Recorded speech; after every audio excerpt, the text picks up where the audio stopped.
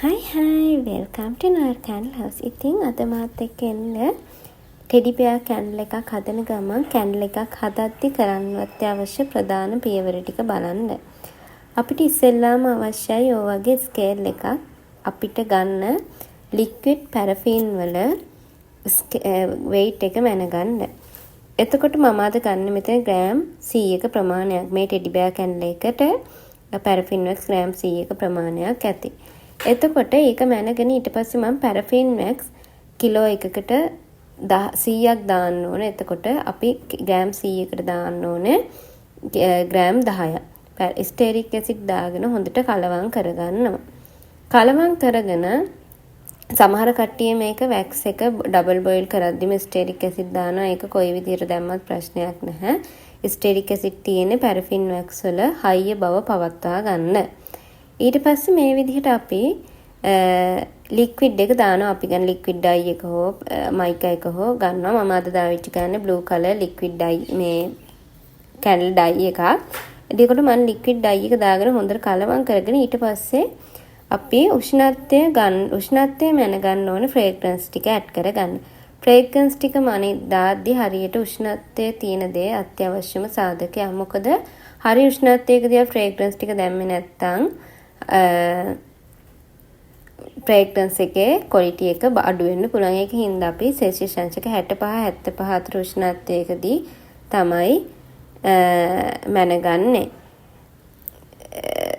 ෆ්‍රේග්‍රන්ස් ටික දාගන්නේ. එතකොට ෆ්‍රේග්‍රන්ස් ටික දාලා අපි කරන්නේ හොඳට කලවම් කරගෙන ඊට පස්සේ තමයි ෆ්‍රේග්‍රන්ස් මට කියන්න අමතකුණා. ෆ්‍රේග්‍රන්ස් දාන්නේ දැන් මම මෙතන ග්‍රෑම් 100ක් නේ අරගෙන තියෙන්නේ. එතකොට ග්‍රෑම් 6ක් හෝ ග්‍රෑම් 8ක් අතර ප්‍රමාණයක් දාගත්තොත් හොඳටම ඇති ෆ්‍රේග්‍රන්ස්. ඊට වැඩිය දැම්මහම ගොඩක් වෙලාවට හරියට ස්මෙල් එකක් එන්න නැති වෙන්න ඉඩ තියෙනවා. ඒ කියන්නේ සමහර වෙලාවට අපේ කැන්ඩල් එක හරියට පත්තු වෙන්න නැති වෙන්න පුළුවන් 110 වගේ ප්‍රමාණවන් වලට ඇඩ් වුණොත්. අනිත් දේ තමයි සමහර වෙලාවට කැන්ඩල් එකේ තෙත ගතියක් වගේ දෙයක් එන්න පුළුවන්. වලට පැහැදිලි ඇති කියලා මම හිතනවා.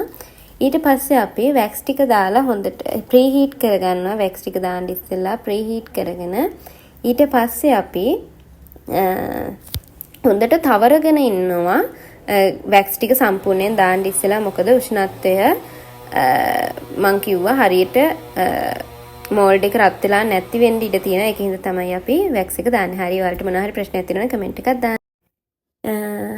එතකොට ඔය කරුණ ටික අනිවාර්යෙන් අපි බලන්න ඕනේ. මොකද අපි අර මම කිව්වා වගේ ඉස්සෙල්ලාම අපි ප්‍රීහීට් කරගත්තට සමහර වෙලාවට සෙල්සියස් අංශක 50 වගේ උෂ්ණත්වයක ඉන්න පුළුවන්. ඒකින්ද තමයි අපි අර උෂ්ණත්වයකදී ආයි වැක්ස් ටික මෝල්ඩ් එකේ හොඳට තවර ගන්න. මොකද එතකොට හොඳට ඉස්සෙල්ලාම අපි එකපාරටම දාන්න ඉස්සෙල්ලා වැක්ස් ටික මෝල්ඩ් එකත් එක්ක අරගෙන මෝල්ඩ් එක 65 75 උෂ්ණත්වයක අතර පත් වෙනවා. එකපාරටම දානවට වැඩිය. එතකොට ඔන්න ඔය ටික තමයි අපි ප්‍රධාන වශයෙන් කැන්ඩල් එකක් හදද්දී අත්‍යවශ්‍යයෙන් බලන්න ඕන දේවල්. එතකොට අපිට අනිවාර්යෙන් අත්‍යවශ්‍යයෙන්ම උෂ්ණත්ව මානය කියන දේ, ස්කේල් එක කියන දේ කැන්ඩල් එකක් හදද්දී අත්‍යවශ්‍යමයි.